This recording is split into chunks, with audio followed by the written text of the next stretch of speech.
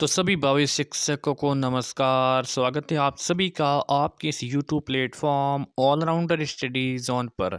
साथियों, हमारी शिक्षण विधियों की क्लास चल रही थी।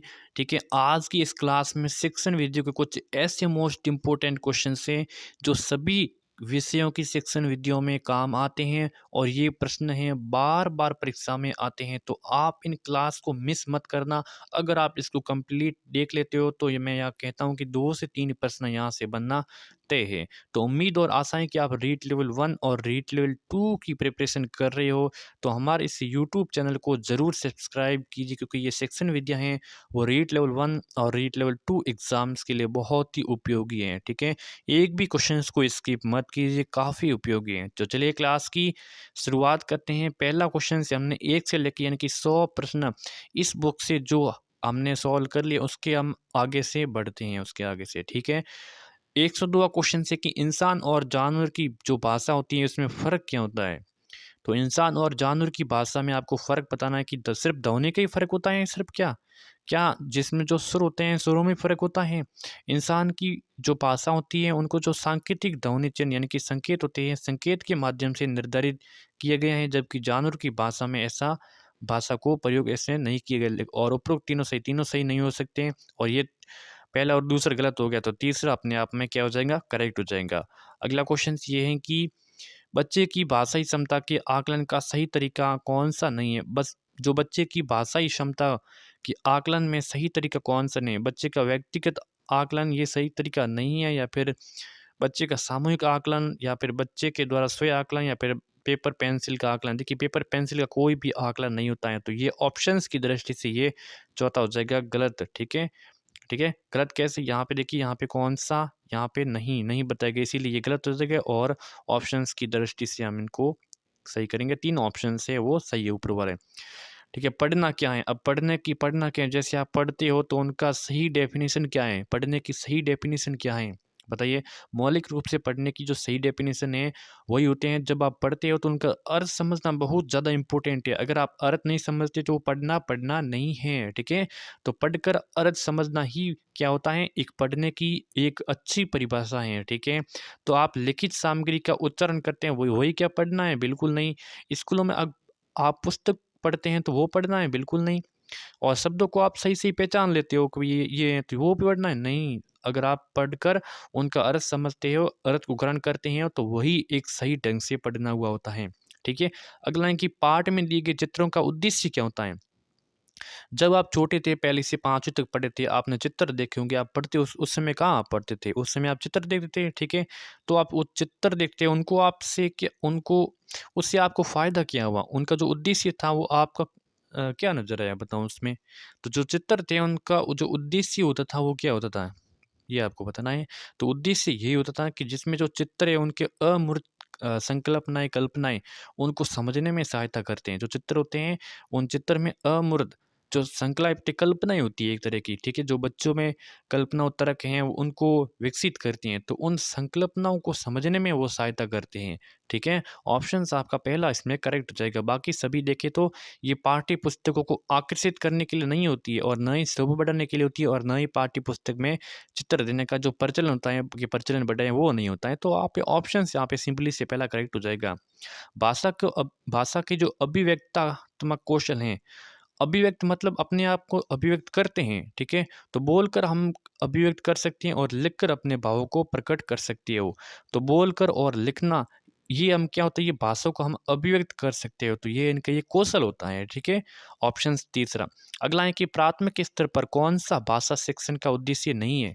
साथियों, अगर आप रीट से पहले, ठीक है, हमारी सारी शिक्षण विधियों की क्लास आप देख लेते हो, जिसकी प्लेलिस्ट ज़रूर बनी हुई है, आप देख लेते हो, तो शिक्षण विधियों में आपका एक भी प्रश्न गलत नहीं होने वाला है, ठीक है?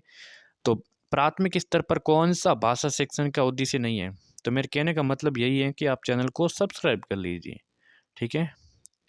प्राथमिक स्तर पर कौन-सा भाषा शिक्षण का उद्देश्य यहाँ पे कौन-सा नहीं है?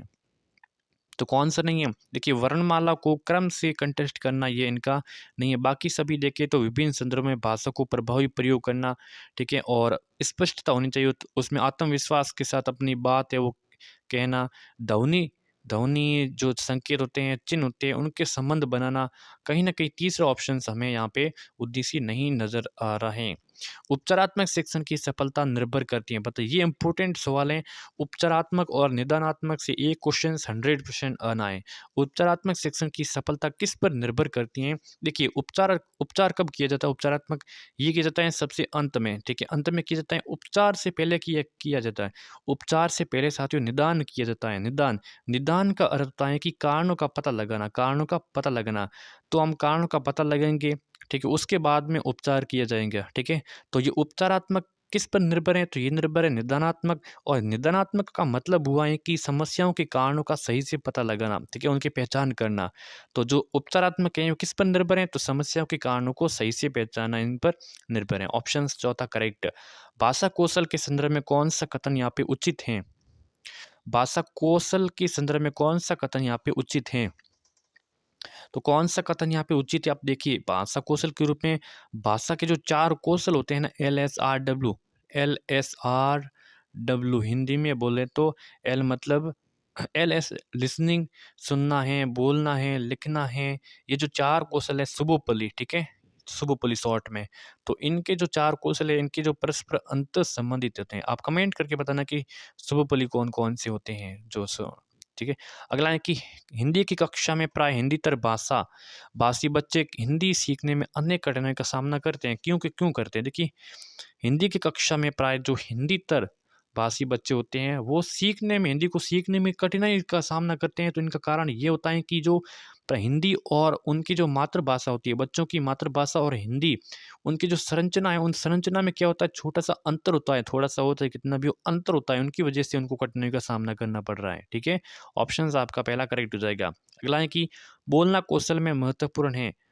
तो हम बोलते हैं, तो वो अगर आप बोलते हो तो आपका ये कौशल में महत्वपूर्ण क्या हुआ? तो मधुर वाणी होने से उनके कौशल हो जाएगा? बिल्कुल नहीं हो जाएगा। संदर्भ में स्थिति के अनुसार अपनी बात कहना, ये हुआ बोलना। स्पष्ट एवं साधारण उच्चारण, अलंकारिक भाषा का प्रयोग हुआ। तो साथियों, यहाँ पे राइट ऑप्शंस की बात करें, संदर्भ और अपनी जो स्थिति होती है, स्थिति के अनुसार ही अपनी बात को कहना, ये बोलना क्या ये क्या अपने आप में स्किल है, ठीक है, स्किल है। ऑप्शंस यहाँ पे दूसरा हो जाएगा करेक्ट आंसर। नेक्स्ट है कि एक समावेशी कक्षा में कौन सा कथन भाषा शिक्षण के सिद्धांतों के प्रतिकूल है? एक समावेशी कक्षा में कौन सा कथन भाषा शिक्षण के सिद्धांतों के प्रतिकूल है? तो व्याकरण के नियम जो सिखाने से बच्चों का भाषा विकास शीघ्रता से होता है। ऑप्शंस यहाँ पे पहला करेक्ट। अगला क्वेश्चन है कि कहानी सुनाने से बच्चों में क्या होता है? तो कहानी सुनाने से बच्चों में क्या परिवर्तनशील होता है, क्या विकार उत्पन्न होता है? तो कहानी सुनाने से ध्यान रखना कि बच्चों की जो इमेज करने की जो शक्ति होती है, कल्पना करने की जो शक्ति होती है, और चिंतन जो सोचने की शक्ति होती है, उनका विकास होता है कहानी सुनाने से, ठीक है। ज़रूरी नहीं कि कहानी सुनाने से वो बच्चे प्रसन्न होकर खुश होने से उनका कोई फ़ायदा नहीं होता है। कक्षा में एकाग्रचित्त होकर शांति बैठते हैं, ये भी नहीं होता है कहानी से, और अनुशासन से भी नहीं होते हैं, बिल्कुल नहीं होते हैं। लेकिन कल्पना शक्ति का विकास ज़रूर होता है, चिंतन शक्ति का विकास ज़रूर होता है। ऑप्शन से बताने वाले सभी साथी करेक्ट।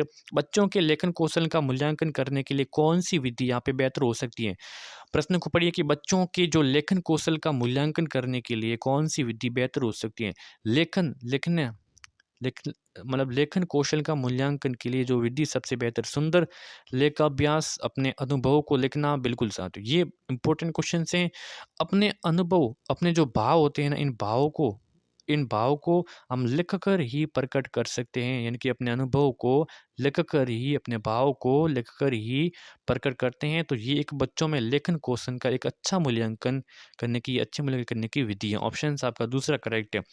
एक भाषा शिक्षक के रूप में सबसे बड़ी चुनौती क्या हो सकती है? एक भाषा शिक्षक के रूप में सबसे बड़ी चुनौती है कि जो बहुभाषी कक्षा में शिक्षण के लिए उचित रणनीतिगत एक बहुभाषी मतलब बहुत सारी भाषाओं के कक्षाओं के लिए शिक्षण कराना, उनके लिए जो उचित रणनीति तय करना। ऑप्शन पहला आपका करेक्ट। अगला है कि भाषा शिक्षण में पाठ्य पुस्तक हैं। ये इंपॉर्टेंट सवाल, IMP का इंपॉर्टेंट सवाल है। इंपॉर्टेंट इसीलिए है क्योंकि जो पाठ्य पुस्तक का पूछा है, और पाठ्य पुस्तक ध्यान रखना है कि एक साधन की भांति काम करता है, और जो हमारा लक्ष्य होता है ना, लक्ष्य होता है, ये एक साध्य होता है। लक्ष्य क्या होता है? साध्य होता है, और ये लक्ष्य को प्राप्त किया जा सकता है इन किसके माध्यम से? पाठ्य पुस्तक के माध्यम से। और पाठ्य पुस्तक होता है एक साधन, ठीक है।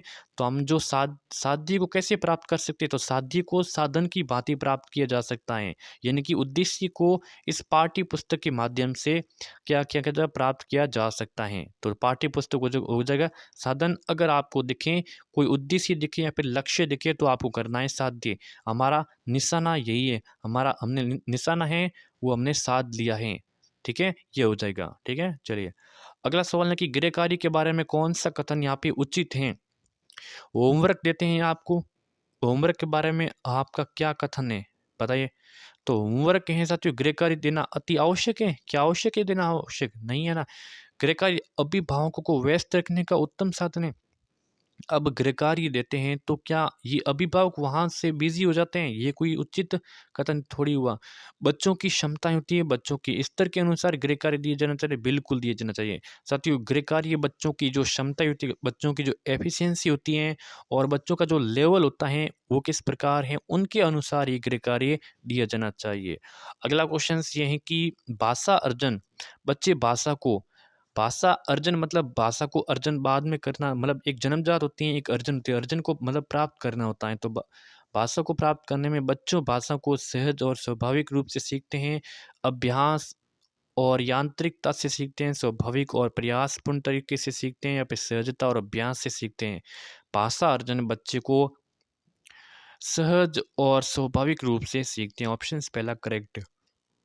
अगला है कि जो बच्चे विशेष रूप से कठिनाई में पढ़ने में कठिनाई महसूस करते हैं, तो वह क्या कहलाते हैं? वो मतलब उनका कारण क्या होता है, या फिर वो किससे ग्रसित हो जाते हैं तब जाके वो पढ़ने में कठिनाई महसूस करते हैं। अब देखिए साथियों, हमारा लक्ष्य क्या है? हमारा लक्ष्य यही है कि पढ़ना क्या है हमारा लक्ष्य। तो यहाँ पे डिसलेक्सिया, लेक्सिया से हो जाएगा हमारा, क्या हो जाएगा? लक्ष्य। लक्ष्य है हमारा पढ़ने का लक्ष्य है, तो डिसलेक्सिया से ग्रसित हो जाते हैं। ये एक ट्रिक थी छोटी सी, ठीक है। तो पढ़ने में जो कठिनाई महसूस करते हैं, तो वो डिसलेक्सिया से ग्रसित हो जाते हैं, तब वो पढ़ने में कठिनाई महसूस करते हैं। तीसरा ऑप्शन आपका करेक्ट है।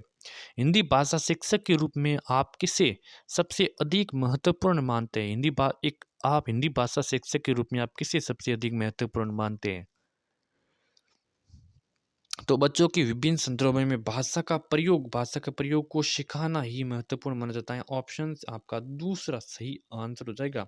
अगला क्वेश्चन से कि उच्च प्राथमिक स्तर पर भाषा सीखने को प्रभावित करता है, उच्च प्राथमिक स्तर पर भाषा सीखने को प्रभावित करता है, बताइए। भाषा सीखने को प्रभावित करता है तो वो करता है शिक्षक का भाषा शिक्षण संबंधी रवैया, ठीक है। दूसरा ऑप्शन करेक्ट। नेक्स्ट क्वेश्चन ये है कि उच्च प्राथमिक स्तर पर हिंदी भाषा शिक्षण के लिए क्या अपेक्षित नहीं है? उच्च प्राथमिक स्तर पर हिंदी भाषा शिक्षण के लिए क्या अपेक्षित नहीं है?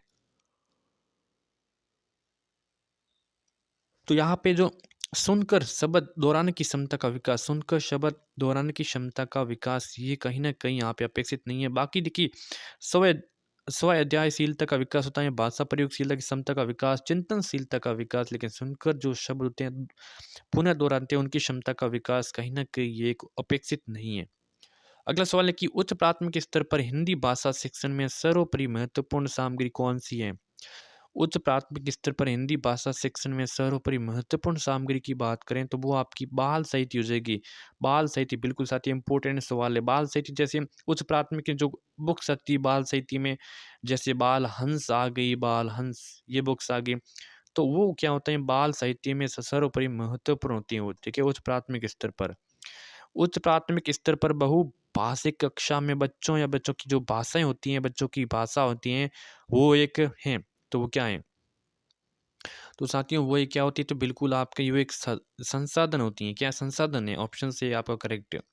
नेक्स्ट क्वेश्चन है कि उच्च प्राथमिक स्तर पर हिंदी भाषा की समावेशी कक्षा का स्वरूप निर्धारित करने में जो सर्वाधिक महत्वपूर्ण है, तो क्या है? सबसे महत्वपूर्ण है, देखिए यहाँ पे उच्च प्राथमिक स्तर पर हिंदी भाषा की समावेशी कक्षा का स्वरूप निर्धारण करने में शिक्षण प्रक्रिया सर्वाधिक महत्वपूर्ण है। उच्च प्राथमिक स्तर पर बच्चों की मौखिक अभिव्यक्ति का सतत आकलन करने के लिए सर्वाधिक उचित तरीका कौन सा है?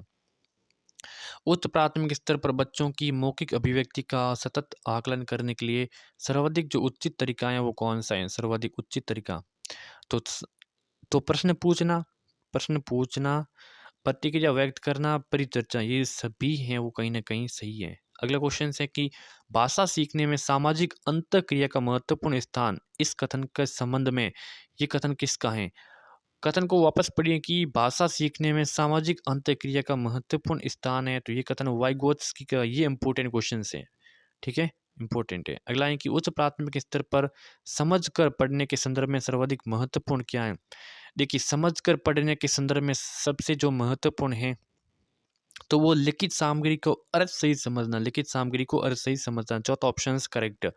नेक्स्ट है कि व्याकरण की समझ को संदर्भ प्रश्नों के माध्यम से आंकना, तो पूर्णत उचित हैं, आंशिक रूप से उचित हैं, पूर्णत असंभव है, बिल्कुल अनुचित हैं। व्याकरण की समझ को संदर्भ परक प्रश्नों के माध्यम से आंकना, तो आंकना ये पूर्ण रूप से उचित हैं, ठीक है? Options correct. उच्च प्राथमिक स्तर पर बच्चों की हिंदी भाषा की क्षमता के आकलन में प्रकार्य परक पक्ष पर बल देने का जो आशय होता है वो क्या है? उच्च प्राथमिक स्तर बच्चों की हिंदी भाषा की क्षमता में के आकलन में प्रकार्य पक्ष पर बल देने का आशय यही होता है कि उसमें जो भाषा होती है, भाषा प्रयोग पर बल देना, भाषा प्रयोग पर बल देना, ठीक है? तो चलिए, यहाँ पे कम से कम 30 क्वेश्चंस के आसपास हमने इम्पोर्टेंट प्रश्नों को देखा है। क्लास कैसी लगी इसको ज़्यादा शेयर करना है और व्हाट्सएप ग्रुप में आप ज़रूर शामिल हो जाइए, जिसका लिंक है वो मैं डिस्क्रिप्शन बॉक्स में आपको मिल जाएगा, ठीक है? धन्यवाद।